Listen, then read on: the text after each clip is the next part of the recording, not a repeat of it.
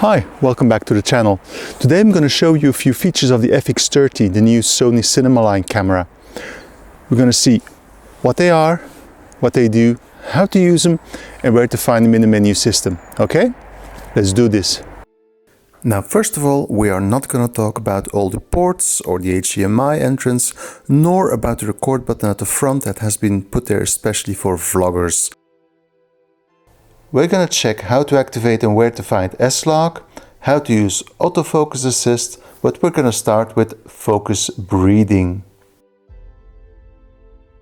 In the menu we're going to do red 1 and then of course lens compensation.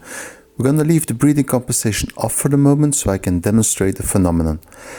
Now breathing is actually when you change the focal point and you see this, this change in the angle of view. Nothing actually changes, you're not zooming or anything, it's just the angle of view that seems to breathe. Now in video this is really annoying. So, for most lenses from the G Master and G series there's a solution. Now we're gonna put the breathing compensation on, lens compensation, yes, breathing compensation on, tack. And you're going to see that this phenomenon has been removed. Of course, you can also do this in post-production. You will notice there's a crop. There's a 1.1 crop. So if you're using something else, like for example active stabilization, which gives a 1.1 crop, this will not work.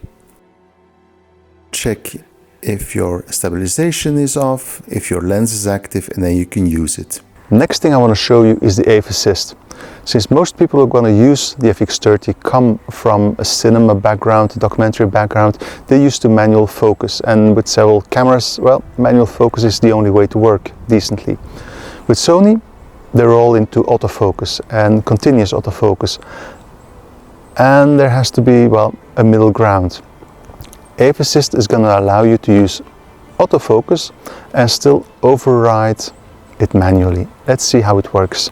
AF Assist is a new movie feature to the FX30. First of all, I'm going to deactivate the breathing compensation, so that's red 1 and then lens compensation, breathing compensation. And once this has been deactivated, I'm going to the purple menu, that's the AF/MF menu. Number 1 of that's autofocus, manual focus, AF Assist on. As you can see, we're in a movie mode, so we're filming. We have the autofocus activated, and normally in this case you cannot use the focusing ring on your lens. Now with AF Assist activated, you can. Now this way you can shoot a movie in full autofocus and still touch the focusing ring on your lens and use the focusing ring of the lens to focus on the intended subject. Now, the moment you stop operating the focusing ring, the camera is going to do the fine-tuning. The subject put into focus with the focusing ring becomes the autofocusing target. You can of course use peaking display and focus mapping to assist you, but the camera is actually going to do the big autofocusing work and the fine-tuning. If you have been shooting video with the Sony Alpha cameras, you probably know by heart where to find your picture profiles, and you know that picture profiles 7 through 9 are the S-Logs. However, on the FX these ones are missing. You got the HLGs, you got the cines, you got the cinetone, but no S-Log. To find and to activate these, you have to dig into the menu, and in main menu number 2 you got the log shooting setting. Once this has been activated, you get access to the exposure indexes. You got the flexible ISO, Cine EI Quick and Cine EI. Now, for a complete explanation about what these do and how to use them, I'm going to put a link in the description down below for a video by Sony themselves. Just know that once these have been activated, you can activate the base ISOs. You can choose your base ISO low, 800, or high, 2500. The base ISO means it's like ISO 100 in basic photography. It's a little noise as possible, and then you can always of course change your ISOs according to what you need. Because S-Log is such a pale and contrastless image, you can activate display LUTs. This means on your display you're going to see how the image is going to look. It's not going to show the S-Log image, but the LUT, the image, the grading you're going to put over it. And what is nice as well, you can import your own monitor LUTs.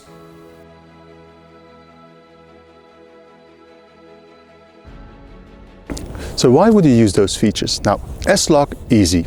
Gradability and most importantly, dynamic range. So I included it because alpha users are used to having those with their picture profiles, nice and easy, instead of having to look them up, well, in the new menu system that's, well, known to all FX users and known to all cinema camera users. Focus breathing. If you're using the new G Master lenses of G lenses, mostly the fixed focal lengths, they're like awful with this focus breathing effect, then you can avoid it. It's going to make your footage look way smoother, way better. Now remember, do not use it when you're using another feature that actually already crops, because it's got this 1.1 crop, and if you got, for example, stabilization activated, which is 1.1 crop, it's not going to work. So remember that. And then focus assist, well, just admit it. Once you get used to it, you want it on every camera. You just want to be able to touch it and adjust and have the camera do the fine tuning. It's like so easy. Now, are those the only features of this camera, of this FX30, that are important? Well, those are a few I wanted to put in the picture, well, separately. Now, the final 5 minutes, I'm going to quickly go through another bunch of features like photo capture, focus mapping, features you might know from other cameras already, but that are pretty important and pretty useful. So if you want to know more, go ahead, watch the final 5 minutes. Now the FX30 has a zoom lever, which means that if you're using a power zoom lens, you can simply manipulate it from the button on top.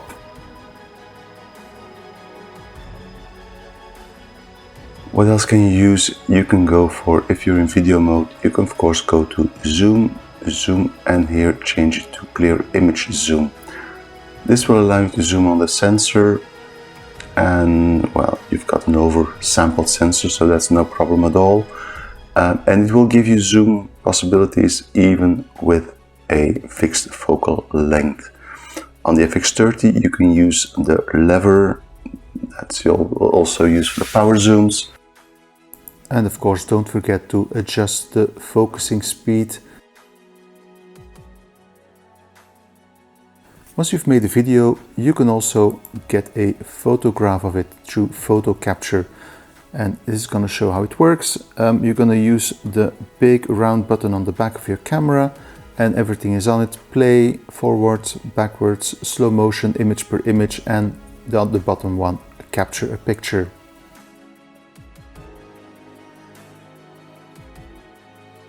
And you can use your FX30 if you want for streaming. Yes, really, you can do 4K streaming or HD streaming, just like with the A7 IV or the A7C. And if you activate movie recording, it will record what you're doing while streaming.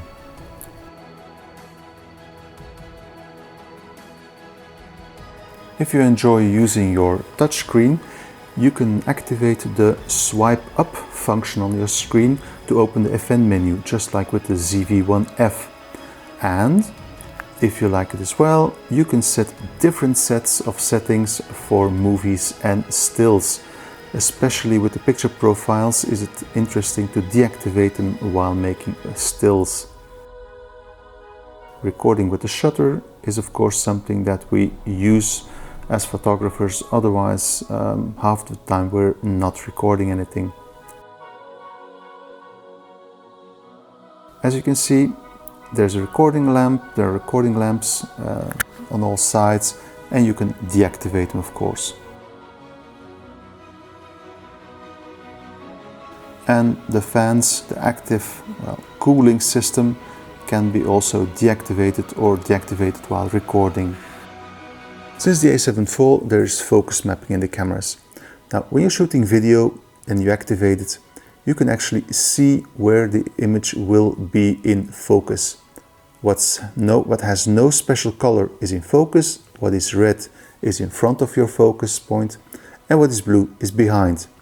Now, for example, when you're working on a gimbal, you can easily see, okay, will everything that I need to be in focus? And of course, you can also decide to change the aperture because, well, not enough is in focus. Yes, you can make stills with the cinema camera.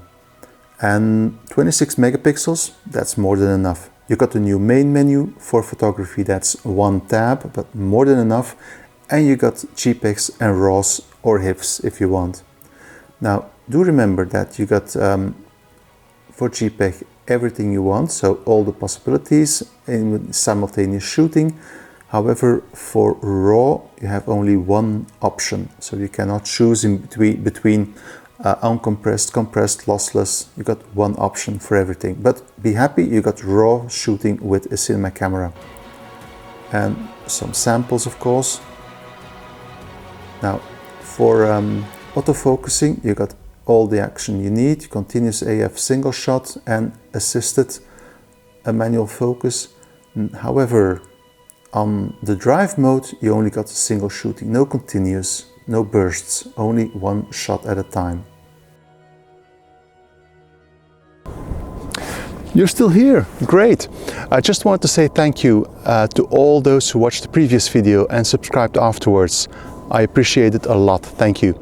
Now, you can do the same after this video. If you want to see more of the channel, subscribe. If you like this video, hit the like button. And if you have any questions on Sony cameras, just put them in the comment section. I'll try to answer them as quickly as possible. And see you next time.